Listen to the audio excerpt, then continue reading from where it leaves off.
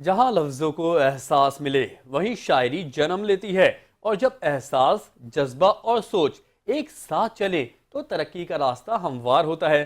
نجی آرگنائزیشن نے ایک ایسے ہی خواب کو حقیقت میں ڈھالا ہے۔ مزید جانتے ہیں دعا غفار کی اس رپورٹ میں۔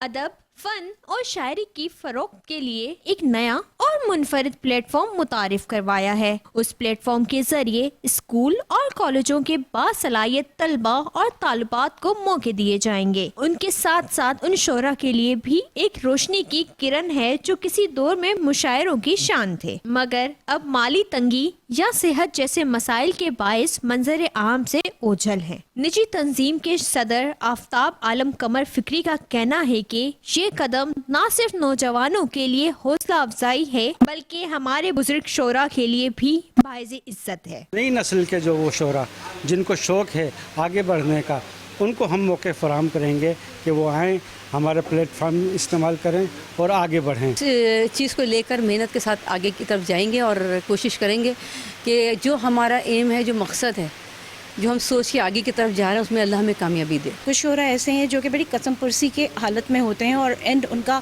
بڑا عجیب ہوتا ہے، کوئی ارن کرنے والا نہیں ہوتا۔ اس چیز کو دیکھتے ہوئے ہم نے یہ طے کیا ہے کہ ہم ان کے لیے بھی ورک کریں گے۔ شاعری صرف الفاظ کا فن نہیں بلکہ احساس، پہچان اور ربط کا ذریعہ ہے۔ نجی تنظیم اسی ربط کو نسل در نسل آگے بڑھانے کا عزم رکھتی ہے۔ کیمرامین گلفام شیخ کے ساتھ دعا غفار، 5 نیوز کراچی۔